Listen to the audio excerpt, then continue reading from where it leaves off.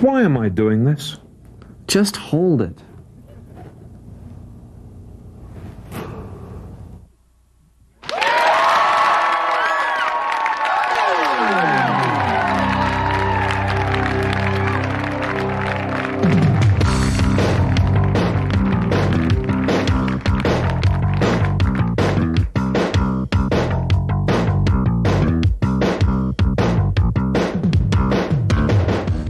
This is Almost Live. I'm Joe Michaels, the official voice of King 5 Television. Excuse me. And now, here he is. Wait, I'm the announcer for Almost Live. Yeah, well, things have changed around here, pal. I've been the announcer ever since the show started. Look, you are breaking my heart. It's kind of a tough way to find out, you know. Yeah, well, it's a tough business. Yeah, tell me about it. And now, here he is. I'll be back.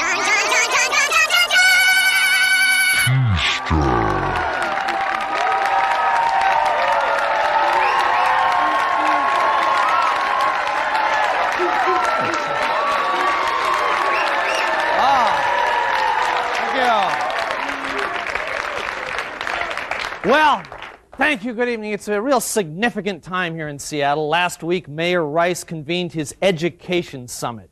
Parents, teachers, administrators got together to talk about how to improve the Seattle public school system. And one thing is for sure, they're going to get tough on discipline. A new rule: all guns and holsters must be tucked in. Students with beepers and cellular phones have to turn them off during tests. And beating up another kid for his tennis shoes gets you an automatic fail in citizenship class. So, those are great ideas, but to make this work, the students have to get involved. And it so happens that the students in Seattle got together a list of suggestions that is, on how to improve the schools. Now, for example, the students suggest use Lamborghinis in driver's ed. All right. Let only normal kids in normal clothes be on the AV team. School buses should have big subwoofers. Use the Hendrix version of the national anthem before games. A popular suggestion, right? Serve wiener winks in long, narrow buns and call them hot dogs. Allow 3 excused bad zit absences per semester. And finally, no showering next to really hairy guys. Well, all good suggestions. Yeah, I've got a lot of faith in these young people because, hey, they're our future, and I'm sure they'll grow up to be fine, upstanding citizens, much like Almost Live's own fine, upstanding defender of truth, justice, and strange fitness activities. Ladies and gentlemen, stand by for Speedwalker.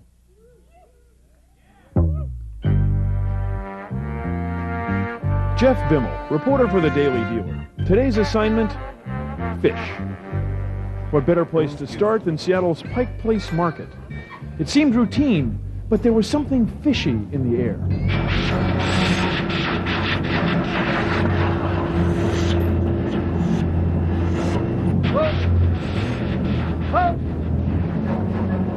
Hey, thief, stop! This looks like a job for... Speedwalker! Yes, it's Speedwalker! A physically fit superhero who fights crime while maintaining strict adherence to the regulations of the International Racewalking Association. Heel toe, Speedwalker!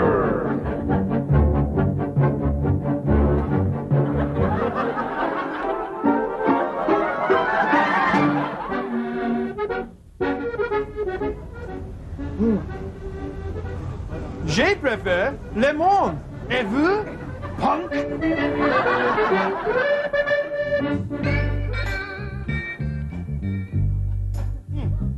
Got the blues, punk?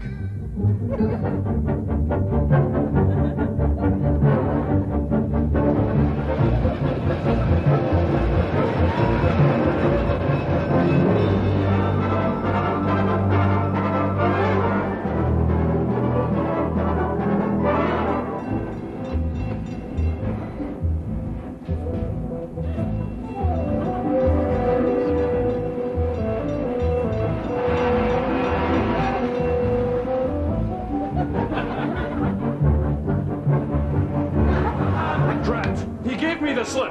I'll have to go by land.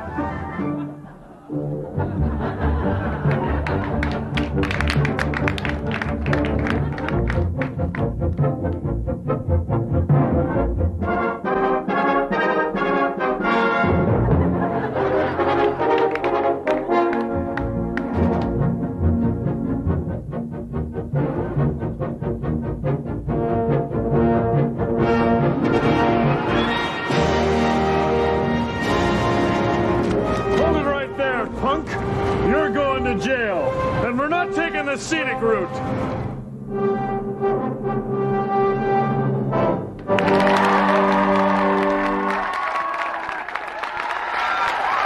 Okay, stay with us. We'll be right back with comedian Diane Ford.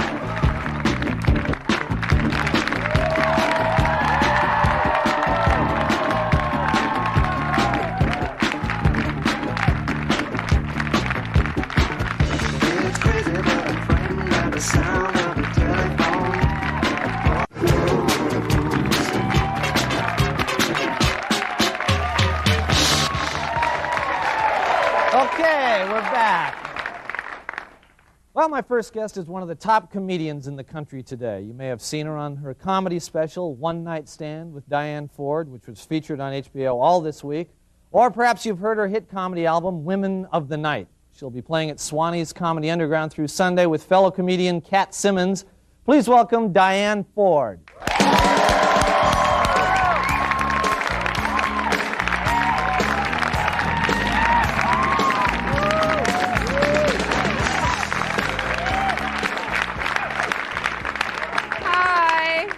Y'all doing? Hi. Oh, swell. I've been in better moods because I just had a fight with my boyfriend. I think men are boring to fight with because they don't know how. They don't. They're so annoying. They insist on sticking to a subject. Gross. I go, listen, buddy, if you're not prepared to discuss every relationship you had before we met, don't get me started. We don't really agree on too much of anything. Like, I love to shop. I love to shop. You like to shop, women? Generally love to shop? Yeah, women do. We love to shop. My friends and I go marathon gang shopping. We shop. Men, they don't particularly get it, you know? They don't like to shop. They just like to sit in those little chairs and look ticked at us. I think they make those chairs little and frilly and dainty just so men look really stupid sitting in them, too. You know, their little behinds start to hurt, and they get that attitude going for them, you know. Then they can't help themselves. They start saying things to you like, I don't know what was wrong with what you were wearing. You come in here, you look just fine to me. Want to get those pants? Let's get them then. Let's go, let's go, let's go, let's go, let's go.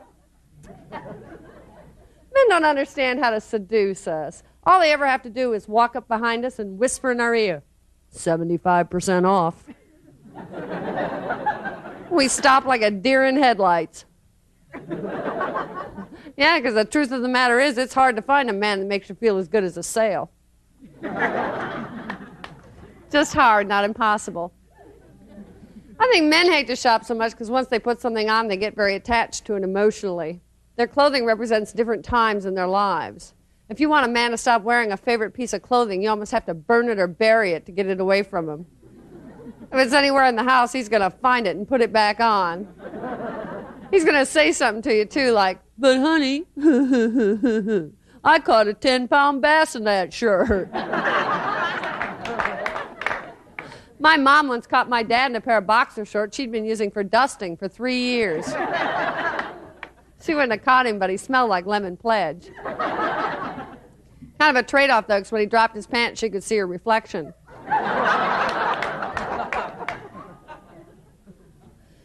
The worst thing clothing-wise for women to shop for is bathing suits. Oh. Even salespeople can't lie to you when you have a bad bathing suit on. Oh, lady. Want to get back in that dressing room there? We've got children in the mall crying right now. You get in there and shut that door, I'll bring you something. Something with a turtleneck on it or something. I don't know why we all can't be shaped like the 18-year-old boys they designed those suits for. Personally, I think they searched the whole planet to find elastic that will fall apart just as soon as you hit water. I was doing this side stroke in this pool. My left hooter was floating alongside next to me. I thought everybody was pointing at me because I'm such a good swimmer. That one mouthy kid on the side of the pool, "Lady, what's that?" Well, it's a pool toy. A flotation device. Oh, yeah, it needs air.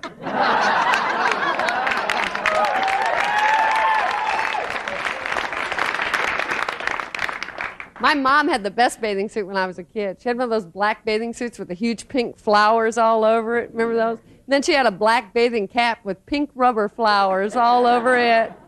Like she was wearing a non-skid bath mat on her head. Men's bathing suits, they really haven't changed that much throughout the years. They either have those tight trunks or those loose trunks.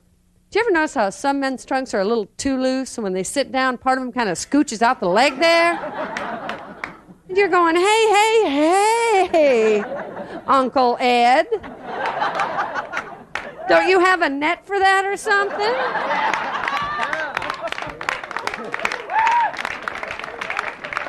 Like, I've got to look at that. Sometimes men wear those little tiny French bikini bathing suits. These were never a good idea. Usually that water is cold. Now they have a new bathing suit out for women called a thong bathing suit. Have you seen this thing? Ew. Has that one thin strap right up the middle in the back there. Oh, please. I spend my whole life trying to keep my underwear out of there.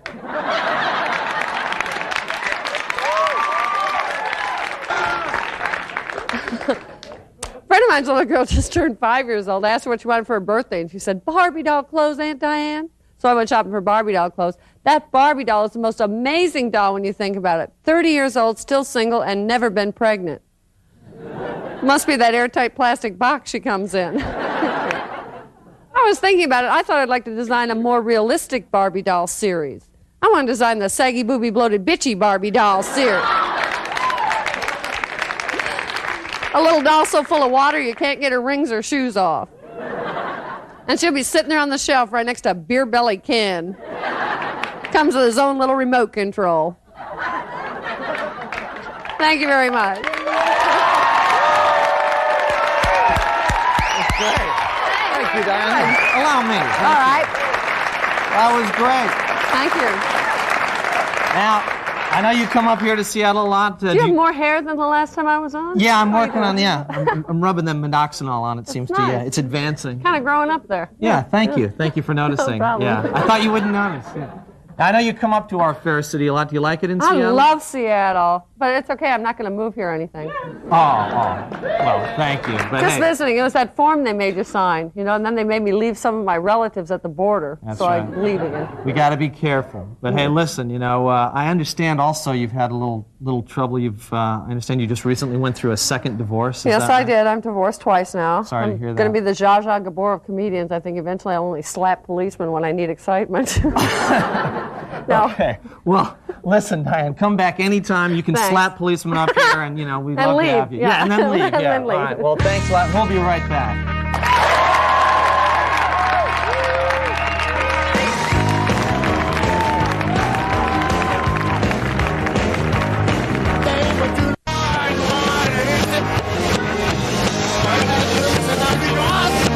Studio amplification for Almost Live provided by American Music.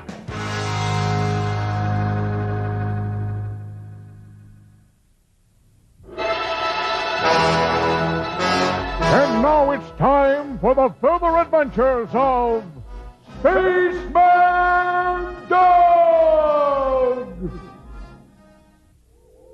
Hi, kids. Spaceman Doug here.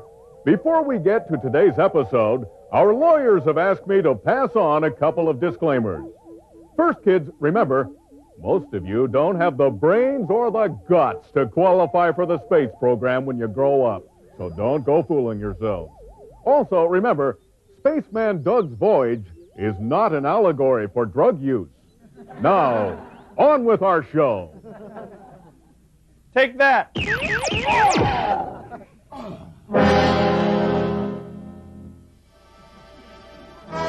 On our last episode of Spaceman Doug, our hero had just been laser gunned for calling the planet Aruha a stinking little cesspool.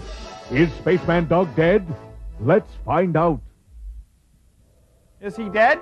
No, I'm fine. Can't you pasty heads take a little joke? We are sorry, Spaceman Doug. Actually, we are among the most peaceful people in the universe. Oh, I bet you are, yeah. There is just something about you that makes us want to kill you. I wonder what that could be.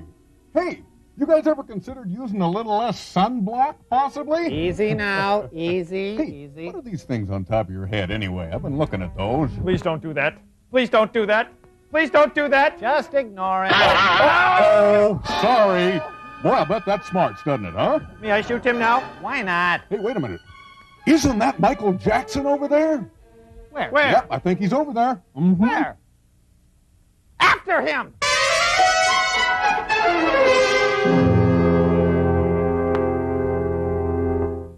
Hi, kids. Spaceman Doug here. Have you noticed how fat your mom and dad have gotten lately? Do you want to look like that when you grow up? Then you better start snacking smarter, starting with Spaceman Doug's own Diet Star Socks, the only candy nutritionally designed for the special needs of a kid's growing body. And think about your future, boys and girls.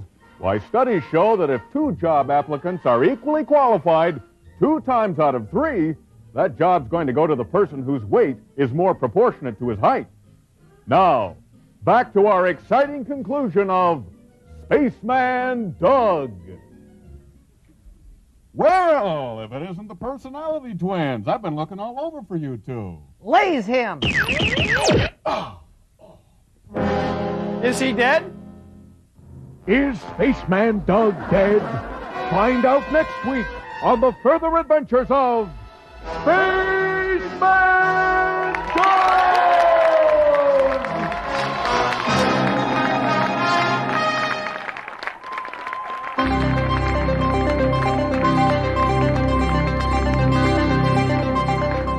Good evening and welcome to the John Report. I'm John. Here's my report. Federal Way residents are petitioning to change the name of their city. Alternate names proposed so far include My God, What Have We Done? And Mercer Island. Microsoft plans to add 1,000 new jobs in the coming year, but company officials are worried about finding workers because they have almost run out of nerds on the east side. There's an epidemic of measles in Tacoma and Yakima. It's going to wreak havoc on the tourist trade. Cortez Kennedy is the Seahawks' 300-pound lineman. He says he's not a big eater, he's just a big man. My feeling is, whatever you say, Mr. Kennedy. A recent poll indicates that people across the state feel the most important issues today are environment and crime. On Mercer Island, the top 2 concerns were tainted Perrier and gardeners who listen to rap music.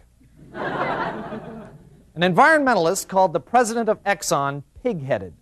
The company's spokesman objected to that description, saying he's actually jowl-faced and crotchety.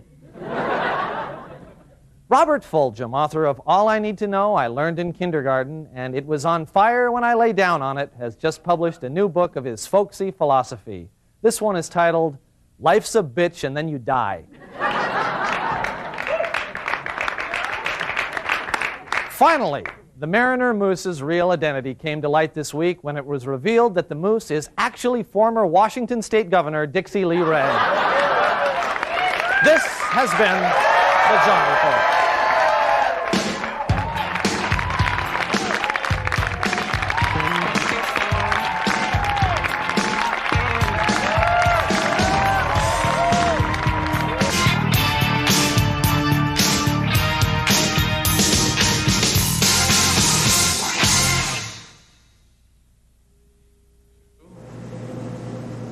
May I help you? Yeah, what was that thing that your mother had? I believe Mother had the yellow tail. Her mother had this. It was. Did she like it? Oh, Mother loved it. Mother? Can we have that? Her mother really liked it. Mother.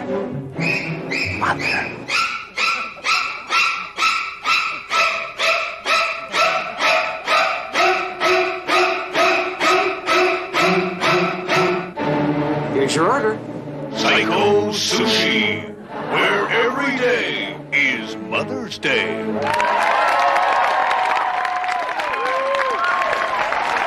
Well, we're just about out of time. I would like to thank my guest, Diane Ford, and I would like to tell you that coming up next week, we're going to have another episode of the very popular Ineffectual Middle Management Suck-Ups, so tune in.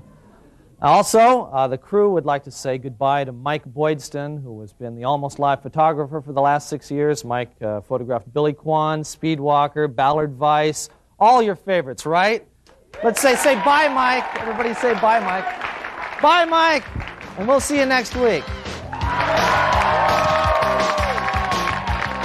Promotional consideration for Almost Live provided by Pizzeria Pagliacci, featuring traditional and gourmet pizza by the slice. Pizzeria Pagliacci, rated Seattle's best pizza. Promotional consideration also provided by your local Coca-Cola bottler.